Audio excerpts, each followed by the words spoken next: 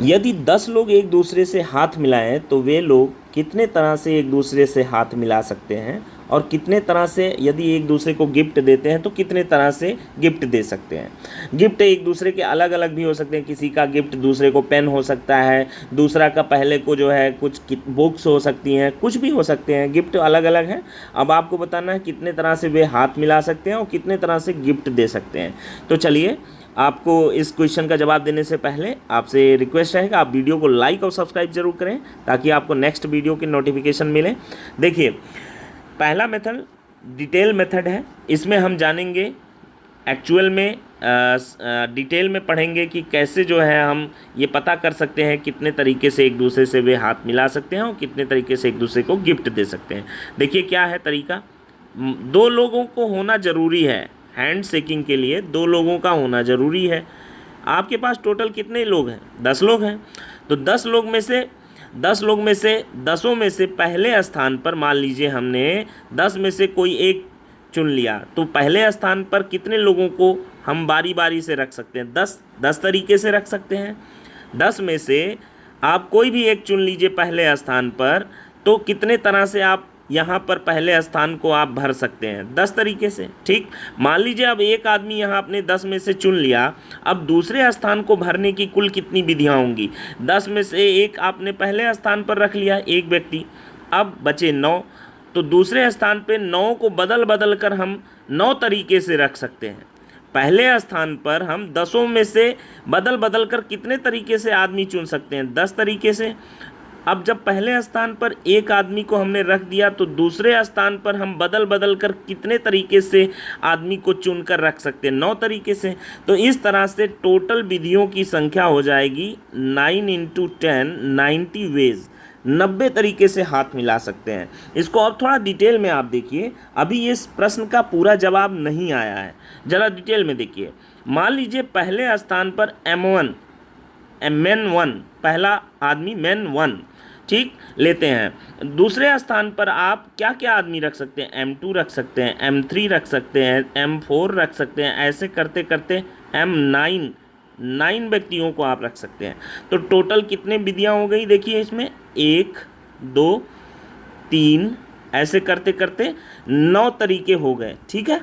अब अगर हम पहले स्थान पर M2 व्यक्ति रखते तो दूसरे स्थान पर क्या क्या हो सकता था? M1, M2 नहीं हो सकता, M3 होगा। ऐसे करते करते M9। अब बताइए कितने तरीके की ये विधियाँ टोटल ऐसे हो गई? 9। यहाँ पे भी 9। अब मान लीजिए ऐसे ही यहाँ पे पहले स्थान पर हम M3 को चूज़ करते, तो दूसरे स्थान पर आपका यहाँ पर M1 हो सकता है, M2 हो सकता है, M3 नहीं हो सकता, बाकी सब होगा, M4 होगा और आपका लास्ट में M9 होगा। तो यहाँ पर फिर से कितनी विधियाँ हो जाएंगी? 9। अब ये बताइए पहले स्थान को आप बार बार चेंज कर रहे हैं, ऐसे करते करते आप कितनी बार आप टोटल आप बताइए कितनी बार चेंज करेंगे? 10 टाइम्स।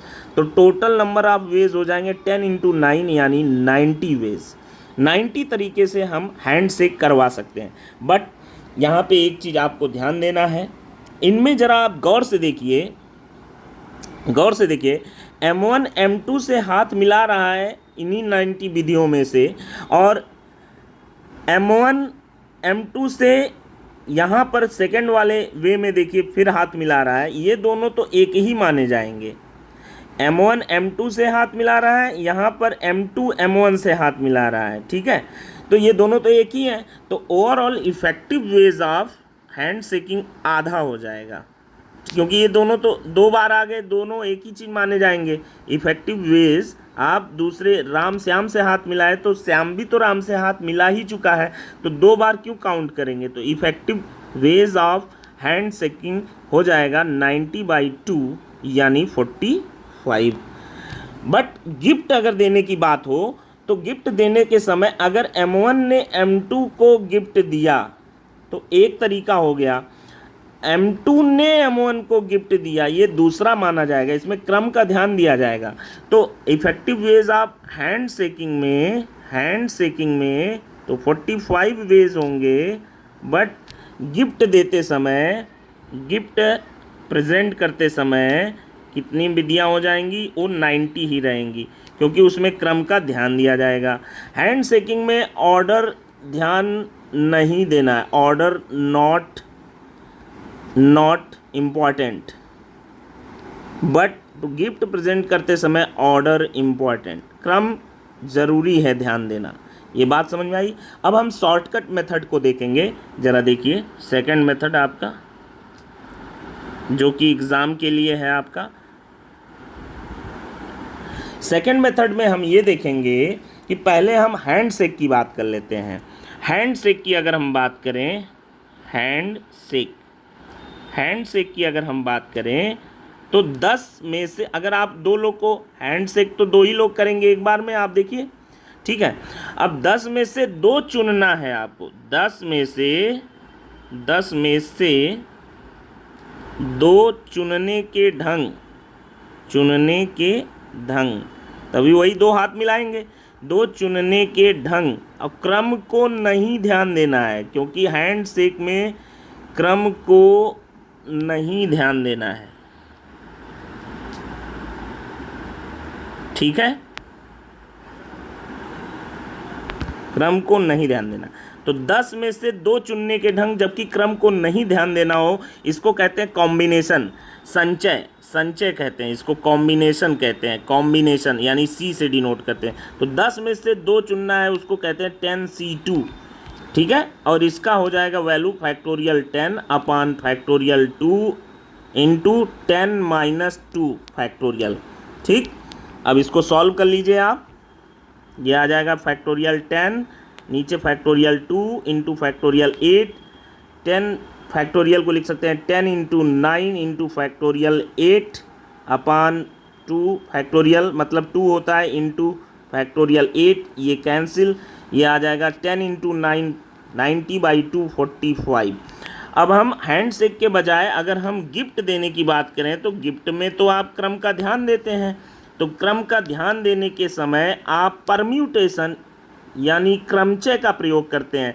जब क्रम को ध्यान दिया जाएगा तो परम्यूटेशन यानी क्रमचय का प्रयोग करते हैं, क्रमचय परम्यूटेशन का प्रयोग करते हैं। अब 10 में से 2 को आप फिर चुनना है बट क्रम को ध्यान देना है, तो आप कितनी तरीके से गिफ्ट दे सकते हैं, आपको ऐसे एग्ज़ाम में लगाना है 10P2 बोलेंगे आप, 10C2 नहीं 10P2। और 10P2 का फार्मूला होता है फैक्टोरियल 10 ऊपर, नीचे फैक्टोरियल 10 माइनस फैक्टोरियल होगा 10 - 2, और इसको सॉल्व करेंगे फैक्टोरियल 10 अपान फैक्टोरियल 8।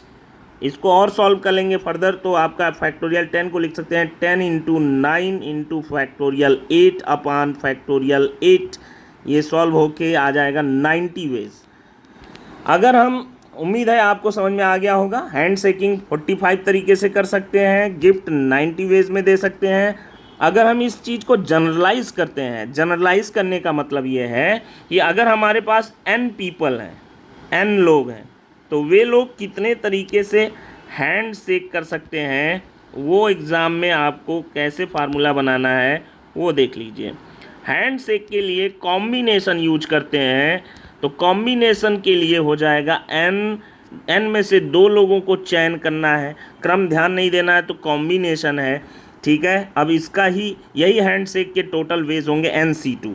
अब इसको सॉल्व कर लीजिए आप, कितना आएगा NC2, NC2 का फार्मूला होता है जो ऊपर है उसका फैक्टोरियल, जो नीचे है उसका फैक्टोरियल, और ऊपर में से नीचे वाला सब्ट्रैक्ट करके उसका भी नीचे फैक्टोरियल।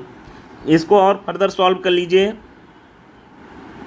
फैक्टोरियल n को लिख सकते हैं n इंटू n - 1 n - 2 का फैक्टोरियल, और नीचे आपका है फैक्टोरियल 2 n2 n - 2 का फैक्टोरियल, ये कैंसिल हो जाएगा, ये फाइनल आंसर आ गया n इंटू n - 1 अपान फैक्टोरियल 2, मतलब 2 इंटू 1 2 होता है।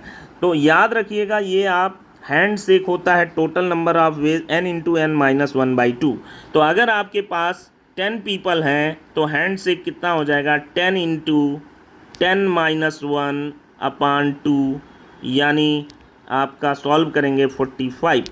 इसी तरह से अगर हम बात करें दोस्तों कि कितने तरह से वे गिफ्ट दे सकते हैं, गिफ्ट के लिए तो गिफ्ट में तो क्रम का ध्यान दिया जाता है, तो परम्यूटेशन का सहारा लेंगे। टोटल नंबर ऑफ वेज हो जाएंगे NP2।